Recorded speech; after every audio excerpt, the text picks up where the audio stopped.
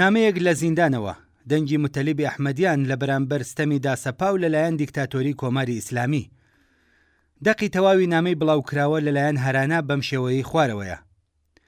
هەرگیز لە مەرگ نەترساوم، ترسی من بەڵێ هەمووی لە مردنە لە سەرزەمینێکدا کە کرێی گۆڕ هەڵکەن لە ئازادی مرۆڤ زیاتر بێت.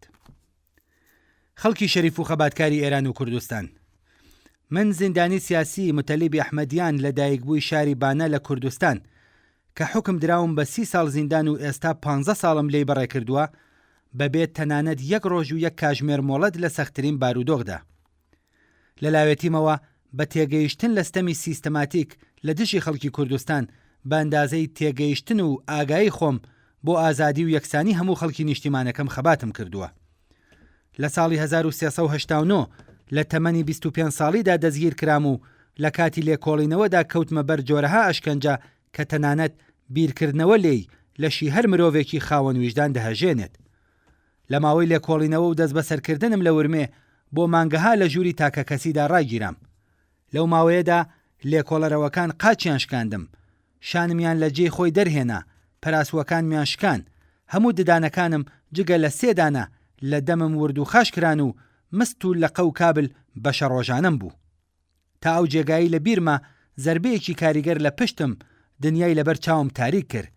کاتێک هاتمەوە هۆش لە ژووری تاکە کەسی خۆم بووم، بەڵام توانای جوڵم نەبوو و تا 6 مانگی تەواو فەلەج بووم و پوشاکم دەبست. دواتر دەرکەوت کە بەهۆی زەربەی مێڵەوە 3 مۆرەی پشتم شکاوە و زیانی جددی بینیوە. لە هەموو ئەم 15 ساڵەی بەسەربردنی زینداندا ڕۆژێک نەبووە کە ئاوی خۆش بە قورگمدا بچێتە خوارەوە و نەخۆشیەکان وازم لێ بێنن، بەڵام هەمیشە لە ناخمدا هەست بە سەربەرزی و شانازیەکەم، چونکە بە پێی فێربوونەکانم بەرخۆدان لە بەرامبەر ستەم و زۆرداری بە خودی ژیان دەزانم و بۆ سەربەرزی خەڵکی نیشتیمانەکەم هەمیشە ئامادەم. خەڵکی شەریف و خەباتکاری ئێران و کوردستان، هەرچەند ئەم کوڕە بچووکەی ئێوە لە گیانی خۆیدا هەست بە وەستان و بەرخۆدان دەکات، بەڵام ئەشکەنجەکان و ساڵانی زۆری زیندان جەستەی منی کردووە بە کۆمەڵەیەک لە نەخۆشی.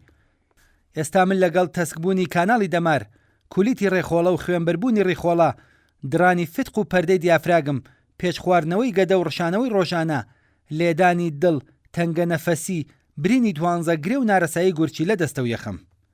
بە جۆرێک کە تەنانەت لە خواردنەوەش بێتوانام و کێشم بە توندی کەم بووەتەوە لە کاتێکدا سکم بەهۆی ئاوهێنانەوە زۆر هەڵاوساوە و ئازاری هەیە. من لە مردن لە ڕێگەی ئازادی و باوەڕەکانم هیچ ترسێکم نییە، بەڵام ناتوانم بەبێ خەبات و لە بێدەنگیدا قبوڵی بکەم.